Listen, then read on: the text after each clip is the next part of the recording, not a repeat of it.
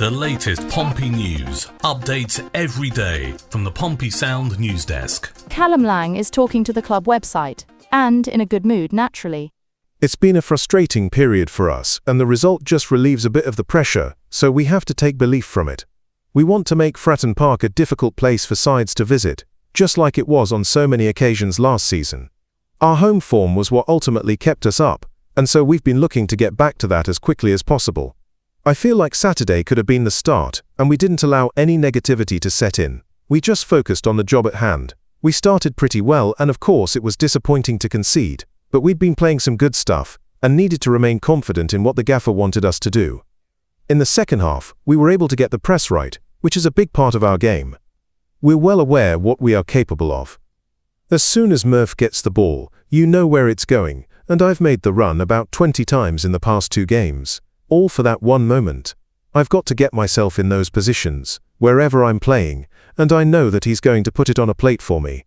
I'd be lying if I said I felt class after my first 90 for quite a while, but I'm getting there and will be fine after a few days in the ice bath.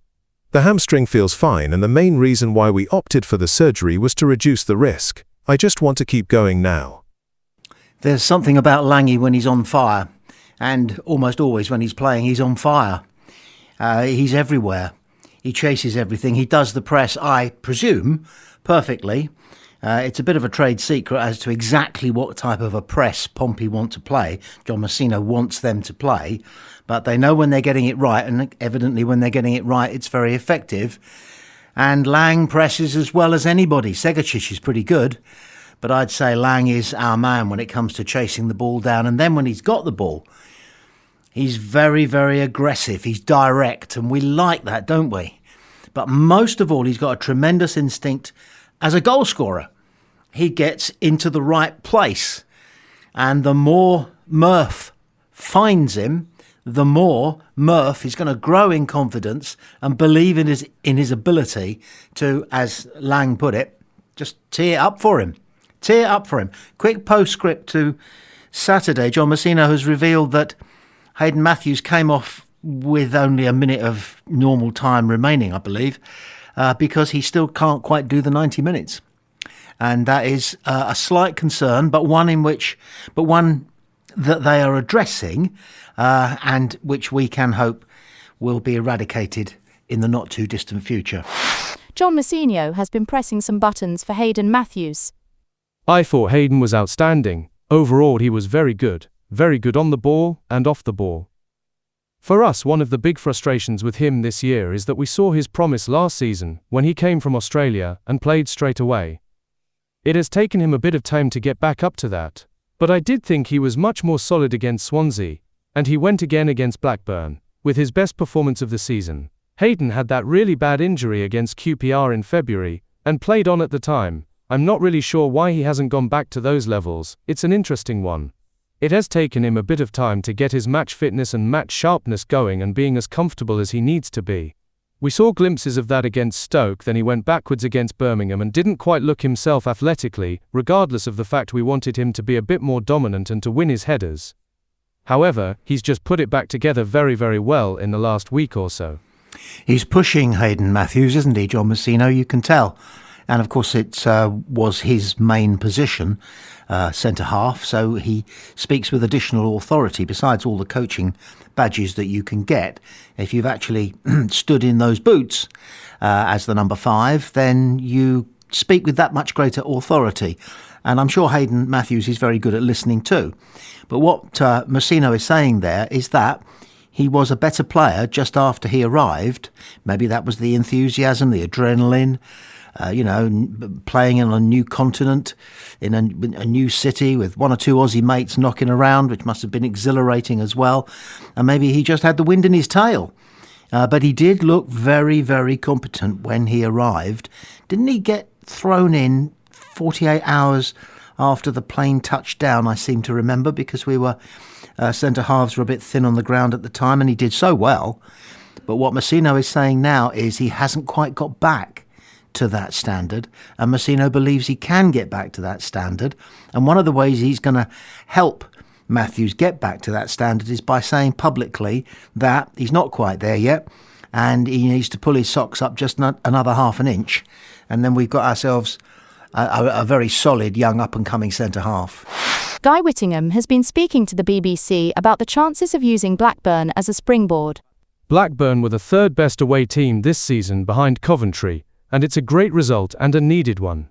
It hasn't defined the season in terms of relegation or survival, but it certainly should add some real confidence to Pompey for the way they played against a good team, gone behind and came back to win it.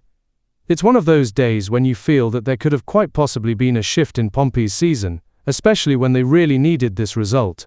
The run of results they've had, you sort of thought it would happen after Millwall, it hasn't quite taken off. You now hope that it's going to take off. I'm not saying they'll go and win every game from now, but certainly with the home form. That also links to the away performance at Swansea. It was a decent away performance and whatever happened, but games coming up, Derby are next, then QPR and Charlton. No games are easy, but they aren't facing top of the table. You wouldn't expect anyone else to get dragged into it. It's 28 points when you're going up to your Watfords and your Birminghams. It would have to be a spectacular collapse for one of those teams to drop into that bottom 5, 6 or 7. It seems to be that scrap have West Brom kicked on. Derby are below them but are only 7 points clear. That's why with Derby coming up and Charlton coming up, as well as facing 6 teams at home that are in the bottom half currently, you'll likely get results against those. You've got to love Guy Whittingham and Andrew Moon together. Moon is a terrific commentator. I'm surprised he hasn't been catapulted forward to even greater heights than BBC Solent. And Guy Whittingham is just the perfect foil, the Americans call them colour commentator. I think we call them co-commentators. Sometimes they can be very bland.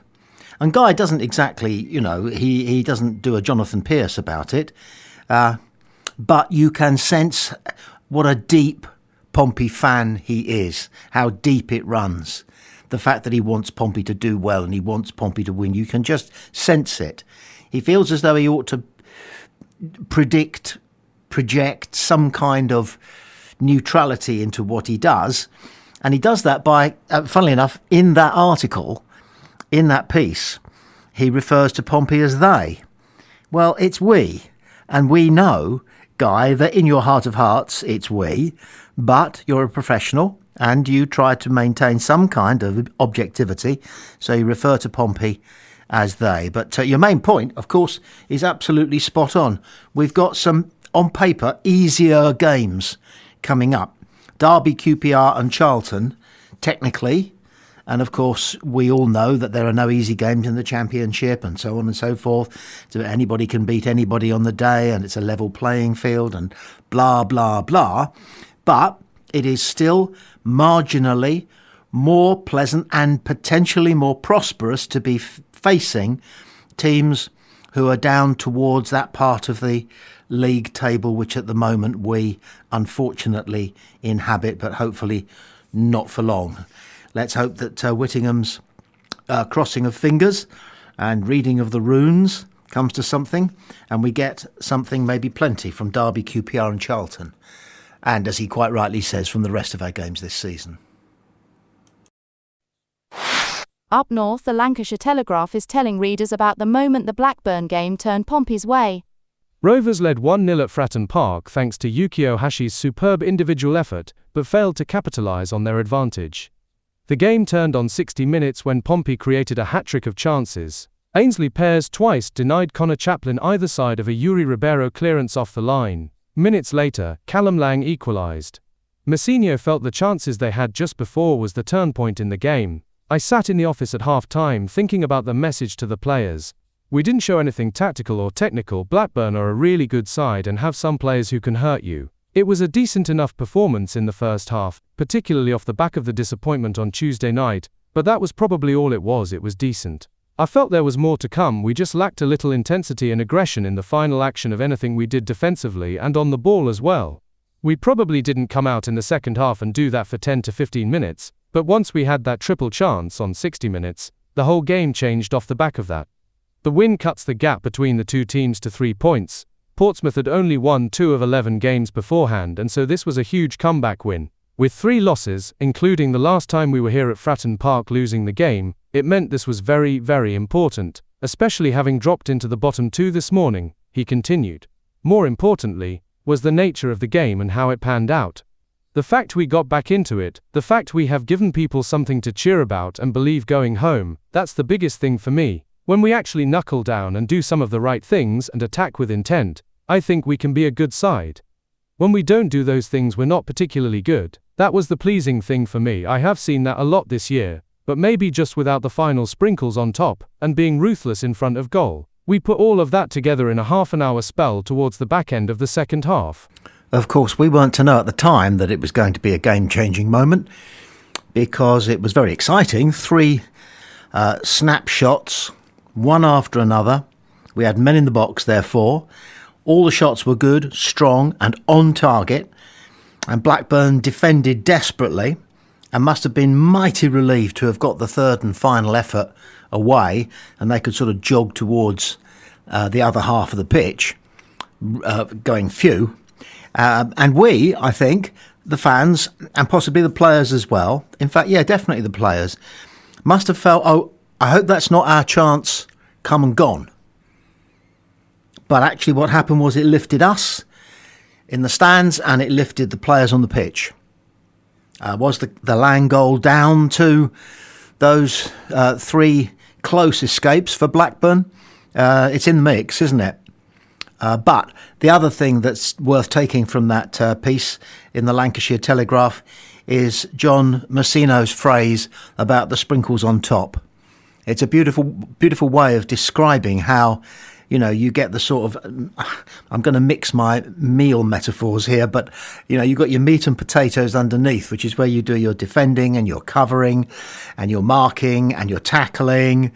And then you work the ball forward and, and the sprinkles, I know it goes, I know sprinkles are for pudding and sweets and everything, but the sprinkles on top, the goals, maybe they're starting to come. Fingers crossed.